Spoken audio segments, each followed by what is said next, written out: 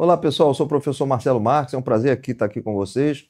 Nós vamos deflagrar o início do nosso curso tratando, para você, advogado, mediador, conciliador, árbitro, negociador, aperfeiçoando a sua formação para que você possa atuar profissionalmente com mais eficácia e eficiência nos conflitos que envolvem a administração pública.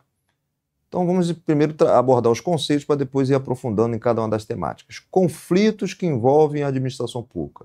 Resolução dos conflitos, né? Amanhã, depois de amanhã, daqui a uma semana, vocês podem ser procurados, ou surgir uma oportunidade de um cliente, ele vai lhe trazer o quê? Um conflito.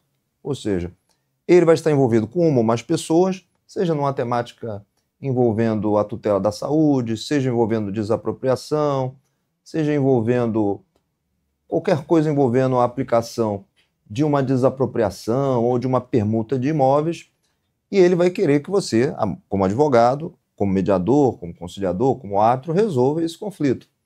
Então, o conflito, o que é o conflito? É quando o seu potencial cliente ele quer realizar um determinado objetivo, quer efetivar um determinado interesse, quer tutelar um determinado bem, e existe uma ou mais pessoas que está resistindo àquela pretensão dele. Então, surgiu um conflito e ele precisa de um profissional, que pode ser você, para solucionar esse conflito. O nosso foco aqui não é qualquer tipo de conflito. São os conflitos que envolvem a administração pública no Brasil. Que, como nós sabemos, o Brasil é um país muito grande, nós temos aqui a figura da União Federal, nós temos 26 Estados-membros e mais de 5.600 municípios por todo esse vasto território nacional. Por isso que nós dividimos aqui o nosso curso em 4 módulos, né? Cobrança de tributos é o módulo 1, tutela da saúde é o módulo 2, desapropriação é o módulo 3 e, por fim, no módulo 4, nós trataremos dos contratos administrativos. E nós vamos trabalhar com métodos, né? Quais são os métodos que existem à nossa disposição para resolver os conflitos, de uma forma geral, inclusive aqueles que envolvem a administração pública. Nós temos a mediação, nós temos o método que você, especialmente advogado como eu, né, porque eu tenho a dupla formação, eu sou árbitro, eu sou mediador e também sou advogado, que é a judicialização, ou seja, o cliente nos traz um conflito, a gente prepara uma petição inicial, ajuiza a ação na justiça, só que tem alguns inconvenientes, né? Se o nosso cliente não tem gratuidade, tem que pagar as custas, e as custas não estão baratas, o judiciário tem o seu tempo, né? Nem sempre ele consegue ser célere, rápido. E aí, com o tempo, né, não só no Brasil, mas no mundo inteiro, foram surgindo métodos que muitos chamam de alternativos à judicialização. Eu não gosto muito desse nome, né? Eu prefiro chamar de métodos adequados de solução de conflito. E vamos tratar do primeiro, que é a mediação. O que é a mediação? Volto a dizer, como método adequado de solução de conflito. É quando você escolhe a figura de um terceiro estranho ao conflito, que é o mediador. O mediador, portanto, é alguém imparcial que vai estimular a retomada da comunicação entre as partes conflitantes. Por exemplo, num conflito, entrando na temática da aula aqui, que envolve tributação, se é uma tributação municipal como o IPTU, Imposto Predial e Territorial Urbano, pode haver ali identificação de um terceiro, né, escolhido em comum acordo entre o seu cliente, né, no caso, o contribuinte do IPTU e um representante da prefeitura que possa ali encontrar uma solução estimulando a retomada da comunicação entre o tributante, a prefeitura, e o tributado, o contribuinte do IPTU. Então, a mediação, ela visa especificamente a retomada do diálogo, porque se há um conflito entre duas mais partes e elas não conseguem se comunicar adequadamente, ou seja, se o conflito escalou e elas, por algum motivo, não se comunicam, não haverá como o conflito ser solucionado através de uma ação das próprias partes, né? Então, a mediação é um daqueles conflitos que a gente chama de autocompositivo, ou seja, não é o mediador que vai encontrar a solução, são as próprias partes a partir do momento em que o mediador cumpre a função dele, que é a retomada do diálogo. Então, se amanhã você atuar como mediador, você não vai fazer igual como você faz quando é conciliador, porque o conciliador ele pode chegar com a proposta pronta e falar: minha proposta é essa de solução do conflito. Você está de acordo? Conflitante A. Conflitante B, você está de acordo com essa proposta que eu, conciliador, estou apresentando? E aí surge a grande diferença entre a conciliação e a mediação, que muitos confundem. O mediador ele apenas se limita à retomada do diálogo. Isso tem técnicas como a escutativa, né, o rapport, que é a confirmação das versões das partes, a aplicação da técnica de resumo, a identificação entre interesse e necessidade. Se você quiser aprofundar na temática, não é? Nós podemos fazer também uma preparação específica só tratando da mediação. Já o conciliador não. O conciliador ele pode e deve ser interventivo. Aí você vai me perguntar, mas professor Marcelo, quando é que eu vou aplicar a mediação e quando é que eu vou aplicar a conciliação? E aí vai depender da natureza do conflito. Qual é a característica daquele conflito? Quando aquele conflito decorre, por exemplo, de uma relação jurídica que ocorreu ali de forma furtiva ou instantânea, por exemplo, você está andando na rua e uma ambulância do SAMU, gerida pela prefeitura, passa por cima do seu pé fica amassado, você precisa fazer fisioterapia, fazer cirurgia, aquilo que lhe causa um prejuízo, e você ali surgiu um conflito seu com a prefeitura, que você quer que a prefeitura te indenize, dando moral, dando material, as pessoas te botaram um apelido porque seu pé está amassado. Então é preciso ali que haja o quê? Um mediador, um conciliador. Um conciliador, porque você não tem interesse em desenvolver uma relação perene, contínua com a prefeitura. Não é? Foi um acidente que ocorreu num determinado dia e hora, e aquela relação jurídica ela surgiu de forma instantânea e você quer resolver e sumir do mapa. É diferente, por exemplo, quando você é o devedor do IPTU, que é a temática da nossa aula, uma questão tributária. Porque todo santo ano a prefeitura, no dia 1º de janeiro, vai surgir o fato gerador do IPTU. Então você vai pagar o IPTU 2025, 2026, 2027. Veja, nesse tipo de relação perene, ao longo do tempo, a mediação encaixa melhor do que a conciliação. Mas tanto a mediação quanto a conciliação, eles são métodos autocompositivos, ou seja, o terceiro, seja o mediador, seja o conciliador, ele vai usar as técnicas cabíveis para solucionar o conflito. Mas existem também os métodos heterocompositivos, aí entra a judicialização, que todos nós já conhecemos, que é quando o conflito é trazido a você, advogado, você ajuiza uma ação e coloca esse problema na mão do juiz, certo? Heterocompositivo porque a solução ela vem de fora para dentro. Vai ser o juiz que vai dar a sentença, um vai ganhar ou vai perder, ou alguém pode ganhar e perder em parte, né, quando o pedido é julgado procedente em parte, os dois ganham e perdem em alguma medida. E tem a arbitragem também, que é parecida com a judicialização, só que é a substituição da figura do juiz, togado, concursado, com a figura do árbitro, que é escolhido pelas partes, né? A vantagem da arbitragem em relação à judicialização é que pressupõe-se, sem nenhum demérito para os juízes, que o árbitro conhece muito o tema objeto do conflito. Então, nos contratos que envolvem, aí estou me referindo ao nosso módulo 4, os contratos administrativos de grande valor, que valem muito dinheiro, e que envolvem matérias muito específicas e completas, como óleo, gás, petróleo, é interessante se escolher um árbitro para que o árbitro que conheça, que seja um expert, ou seja, que conheça muito aquele assunto, possa dar uma solução àquele conflito que viabilize a continuação daquele business, daquele negócio que envolva a administração pública e uma empresa do outro lado, um particular. Porque quando esse tipo de conflito cai na mão do juiz, qual é a dificuldade? Não necessariamente o juiz, embora tenha passado por um processo seletivo difícil, não necessariamente ele é um especialista naquele contrato que envolve aquela matéria complexa. Então, por mais bem intencionado que seja o juiz, por ele não conhecer o business, o negócio envolvido no conflito, muitas vezes ele dá o que nós chamamos de uma sentença autista do ponto de vista processual, ou seja, ela vai ficar sem sentido no negócio. É uma sentença que ambas as partes conflitantes vão olhar para ela e falar assim, olha, essa sentença ela vai quebrar aqui o nosso negócio, vai ser ruim para você e vai ser ruim para mim. Então a arbitragem ela entra para afastar o risco judiciário, evitar uma solução lenta, né? Porque no mundo do business, uma solução demorada já é uma solução ruim, que traz prejuízo para as partes. Então a arbitragem ela entra aí com muita eficácia na área dos grandes contratos administrativos.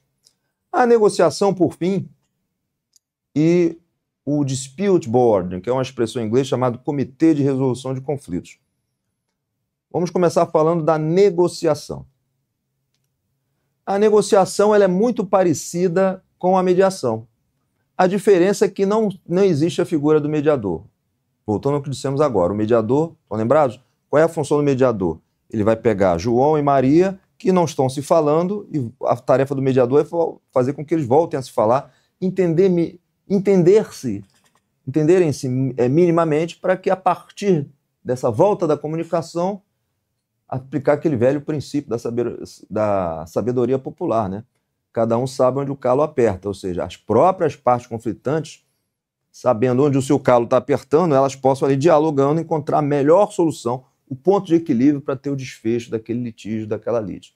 Já no Dispute Board, é o Comitê de Resolução de Conflitos, ele é aplicado na execução dos contratos administrativos, ou seja, aqueles contratos administrativos que normalmente envolvem projetos. Por exemplo, você vai fazer o projeto de uma linha chamada verde, né, que vai ligar uma cidade a outra numa distância de 200 quilômetros, ou seja, é uma obra complexa, vai ter túneis, vai ter que fazer viadutos passando por cima de rios, túneis, obviamente, para furar montanhas, morros, etc. Então você vai ter que ter ali, fazer uma grande licitação, contratar uma grande empreiteira, vai haver a licitação vai gerar um vencedor, a escolha do vencedor vai deflagrar a assinatura de um contrato administrativo, e na execução desse contrato administrativo podem surgir conflitos. Não é? E o Comitê de Resolução de Conflitos teria um representante do governo e da empreiteira para, toda vez que na execução do contrato, por exemplo, a empreiteira falar, olha, houve um processo inflacionário, eu quero o aumento da remuneração que foi combinada. Então o comitê, ele tem representantes, normalmente são 3 integrantes, né? Os integrantes desse comitê representam, são indicados em comum acordo por representantes do governo e da empreiteira, e que possam ali ir solvendo na execução do contrato problemas como esse, né? Questão de reajuste, para evitar mudanças do projeto, né? Porque muitas vezes o projeto, na hora de executar, na hora que está furando um túnel, você encontra ali uma rocha mais persistente, então você vai ter que usar um equipamento mais caro, que não estava previsto no projeto inicial. Então, todas essas circunstâncias que surgem na execução de um grande projeto, os conflitos serem resolvidos na origem através desse comitê, evitando que isso se entre ali claro que isso pode acontecer, virar uma judicialização, ou precisar de um mediador, ou de um conciliador, ou de um negociador. Mas se puder resolver já na origem é melhor. E por fim, fechando a questão da negociação, como eu disse no início, é muito parecido com a mediação, com a diferença que o negociador ele trata direto com a outra parte, ou seja, não existe a figura do terceiro, do mediador. Se você está já com um bom diálogo com a outra parte do conflito, não precisando do mediador, você senta com ela e tenta encontrar diretamente esse ponto de equilíbrio que é a solução do conflito. Então, essa é a negociação. Mas você, como advogado, você também pode fazer essa formação aqui conosco para ser um bom negociador e atuar profissionalmente como negociador e cobrar por isso. Tá bom? Vou fazer uma pequena introduçãozinha para você que é advogado, mediador, quer ser um mediador, um conciliador, um árbitro. A legislação brasileira, você que está me ouvindo, que já é capaz, já tem mais de 18 anos, você já pode ser um árbitro, um mediador, um conciliador. Agora, para que você seja um bom árbitro, um bom mediador e um bom conciliador, é importante cursos como esse para que você possa passar por uma formação, você entender melhor esse nicho do mercado e que tipo de expertise, de conhecimento técnico você precisa ter, porque senão você não vai fazer uma boa mediação, uma boa conciliação, uma boa arbitragem e você não vai ser chamado para a segunda, não vai ter a terceira, não vai ter a quarta. Tá? É bom, é diferente do curso de Direito, porque, por exemplo, quem está me ouvindo já é advogado, já tem mais do que a questão da capacidade de ter 18 anos, já tem até curso superior, mas isso não é suficiente para que você possa se tornar um bom mediador, um bom conciliador, um bom árbitro, porque tem as técnicas e as expertises que nós vamos aqui tratar do nosso curso. Cobrança de tributos é o nosso módulo 1. Como nós já dissemos aqui, o Brasil é muito grande, né? Por isso ele tem uma forma federativa de Estado. São 26 Estados-membros. Com o Distrito Federal nós temos o 27º ente não municipal. Nós temos mais de 5.600 municípios e a questão da União Federal, cada um cobrando os seus tributos.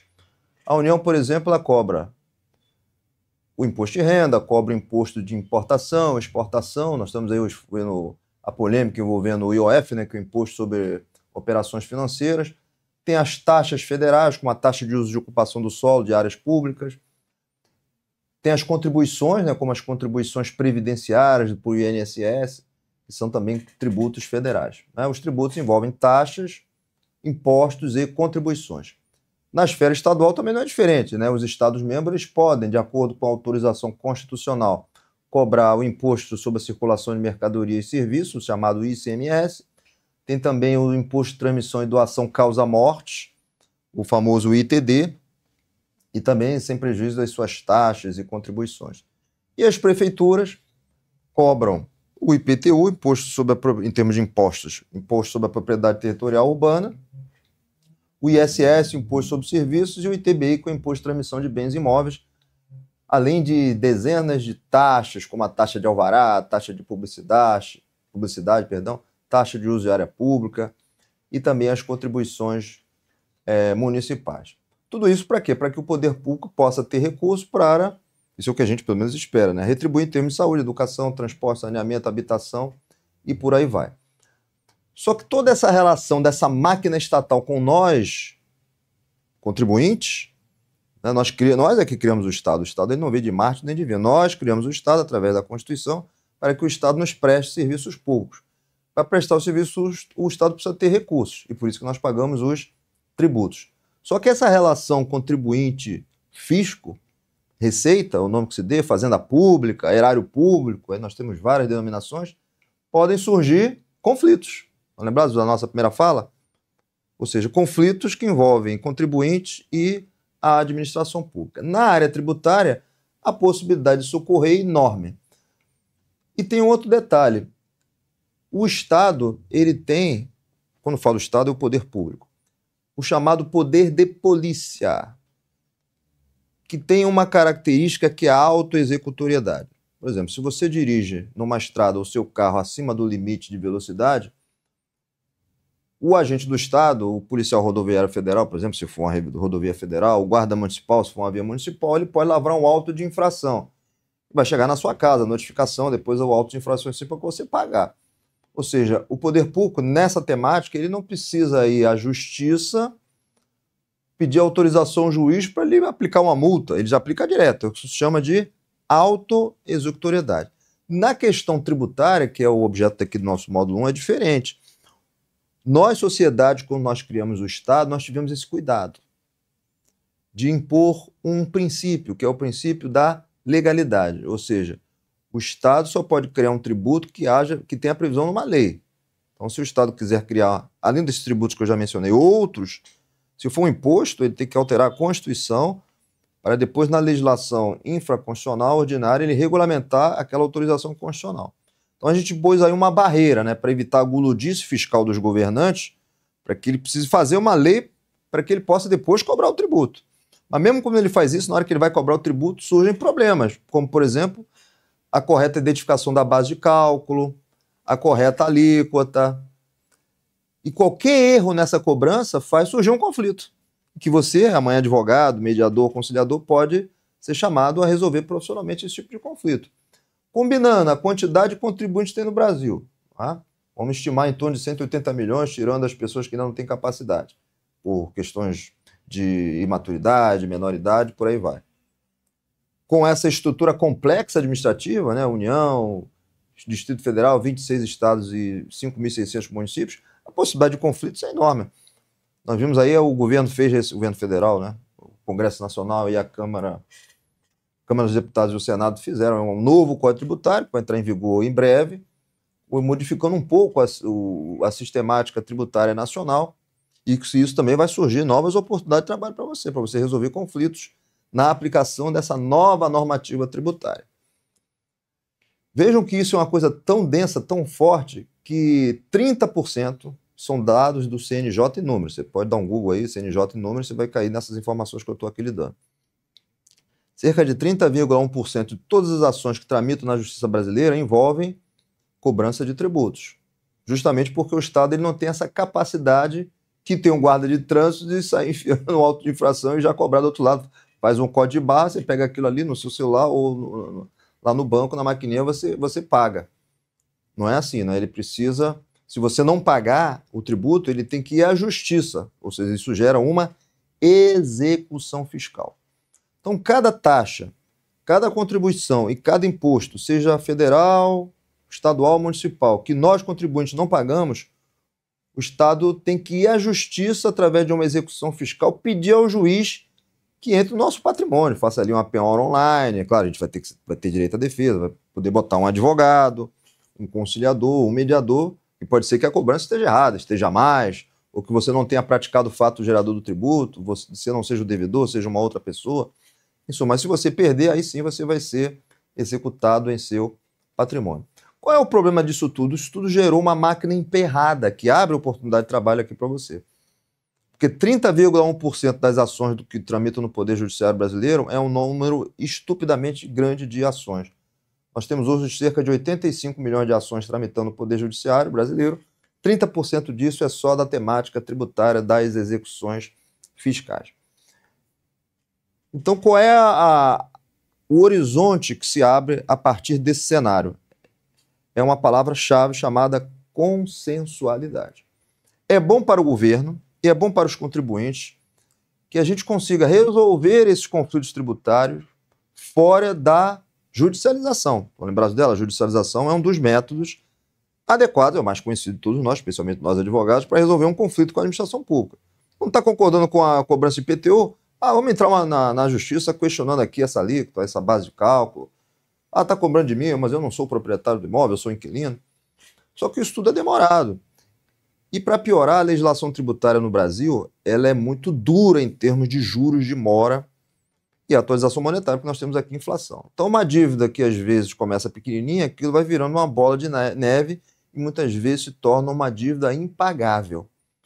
Então, isso faz com que, é um dos tópicos da aula, se busque o quê? Uma desjudicialização e uma maior transação tributária, que é exatamente isso. Transacionar significa fazer um acordo e pôr a termo, que é o termo de transação. Transacionar significa negociar o conflito, né, contribuinte e governo, chegando a um consenso, fazer um termo de acordo, que também é chamado de termo de transação.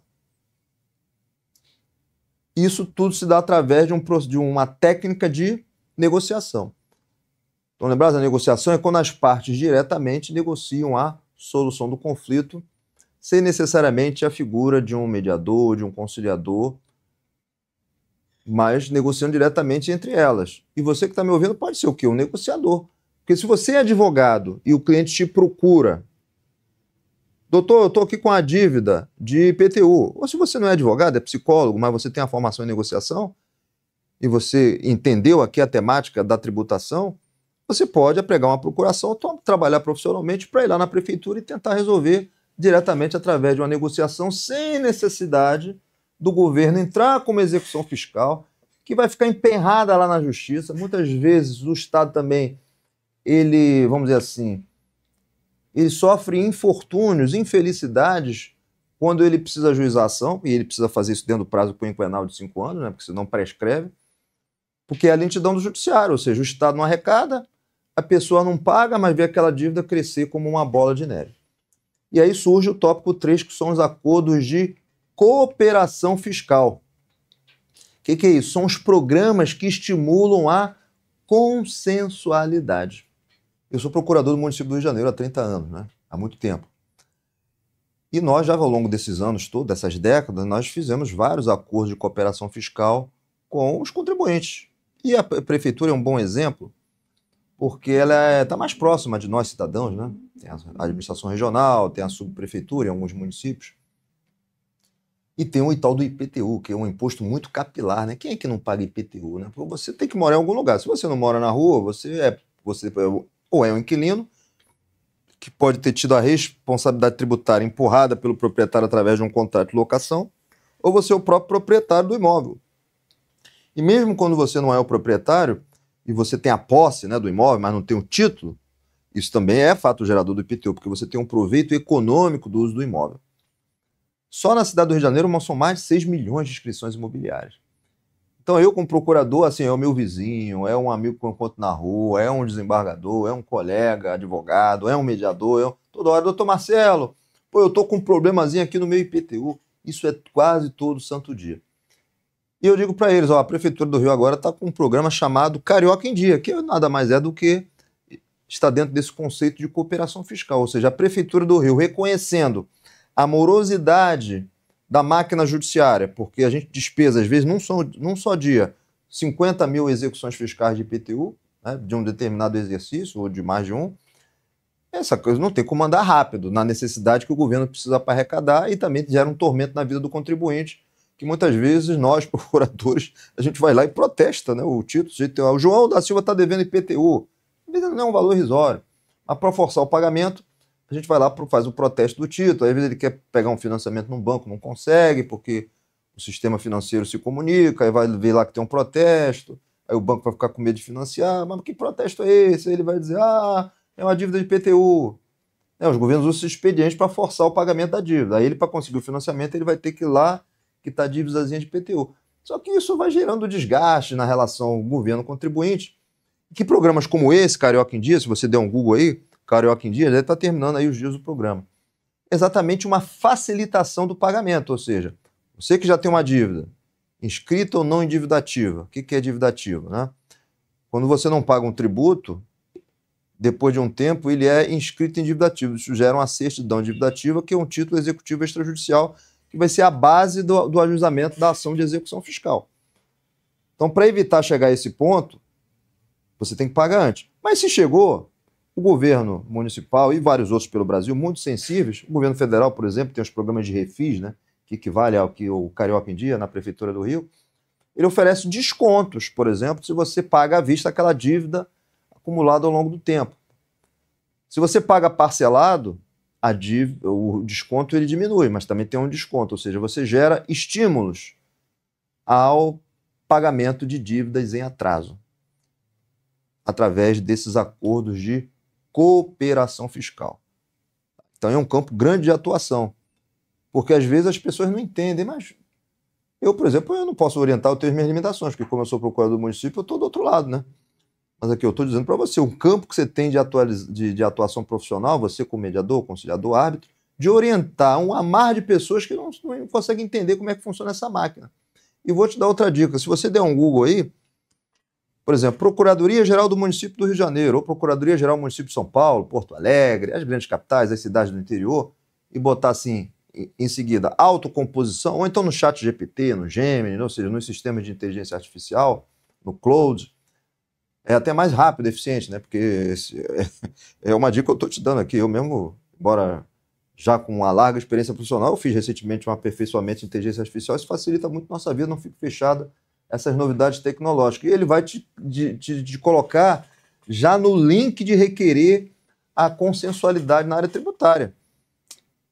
Normalmente hoje os pedidos de deflagração de uma mediação, de uma arbitragem, de uma negociação na área tributária já é feito nos próprios sites do governo através da deflagração de um requerimento, em que você, no requerimento online, você já anexa ali os documentos, já faz a sua proposta, e dali pode-se seguir, normalmente se segue reuniões presenciais ou videoconferência para que se chegue a um ponto de equilíbrio, um consenso que leve à solução do conflito, tá bom?